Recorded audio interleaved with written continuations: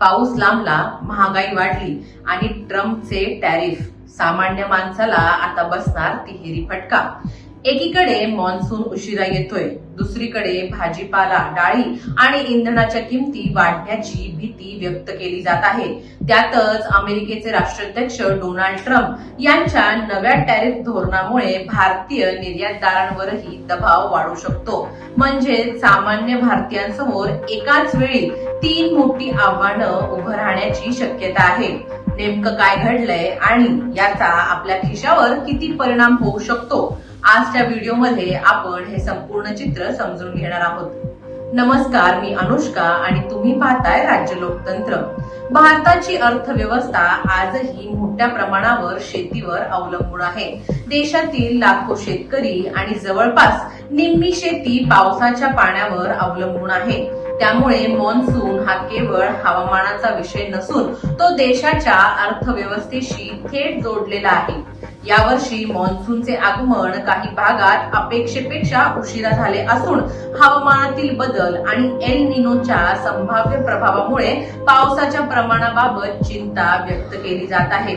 जर पाऊस कमी पडला किंवा वेळेवर झाला नाही तर याचा परिणाम थेट खरीप हंगामावर होऊ शकतो।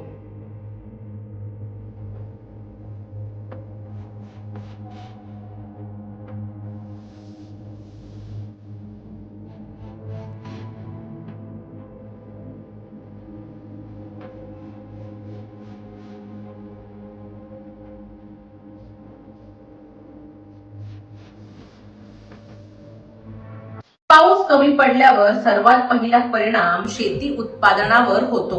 भाज्या, फळे, डाळी, तांदूळ, तेलबिया आणि इतर पिकांचं उत्पादन घटण्याची शक्यता निर्माण होते। बाजारात वस्तूंचा पुरवठा कमी झाला आणि मागणी तशीच राहिली तर किमती वाढणं अपरिहार्य ठरतं। यालाच आपण महागाई म्हणतो। अन्नधान्याच्या किमती वाढल्या की त्याचा परिणाम थेट प्रत्येक कुटुंबाच्या मासिक बजेटवर होतो। घरातील किराणा, भाजीपाला, दूध, डाळी आणि इतर जीवनावश्यक वस्तूंवर अधिक खर्च करावा लागतो। याचा सर्वाधिक फटका मध्यमवर्गीय आणि गरीब कुटुंबांना बसतो, कारण त्यांच्या उत्पन्नाचा मोठा भाग अन्न आणि दैनंदिन गरजांवर खर्च होत असतो। आता पाहूया तिहेरी फटक्याचा दुसरा महत्वाचा मुद्दा, ट्रम्प यांचं टॅरिफ। अमेरिकेचे राष्ट्राध्यक्ष डोनाल्ड ट्रम्प यांनी आयात होणाऱ्या वस्तूंवर अतिरिक्त शुल्क म्हणजेच टॅरिफ लावण्याची भूमिका घेतली आहे। एखाद्या देशातून अमेरिकेत जाणाऱ्या वस्तूंवर जास्त कर लावला गेला तर त्या वस्तू अमेरिकन बाजारात महाग होतात, परिणामी त्या वस्तूंची मागणी कमी होऊ शकते। भारत हा अमेरिकेला मोठ्या प्रमाणावर वस्तू निर्यात करणारा देश आहे। कापड, रत्नदागिने, लेदर, अभियांत्रिकी उत्पादने आणि इतर अनेक उद्योग अमेरिकन बाजारावर अवलंबून आहेत। जर भारतीय वस्तूंवर अतिरिक्त टॅरिफ लावले गेले तर भारतीय कंपन्यांच्या ऑर्डर्स कमी होऊ शकतात। निर्यात घटली तर उत्पादन कमी होईल, उद्योगांवर दबाव वाढेल आणि रोजगार निर्मितीवरही परिणाम होऊ शकतो। विशेषतः लघु उद्योग, वस्त्र उद्योग, रत्नदागिने उद्योग आणि निर्यातीवर अवलंबून असलेले व्यवसाय यांना मोठा फटका बसण्याची शक्यता आहे। याचा परिणाम केवळ उद्योजकांपुरता मर्यादित राहणार नाही तर लाखो कामगार आणि त्यांच्या कुटुंबांवरही होऊ शकतो। आता संपूर्ण चित्र एकत्र पाहिलं तर परिस्थिती अधिक गंभीर वाटू शकते।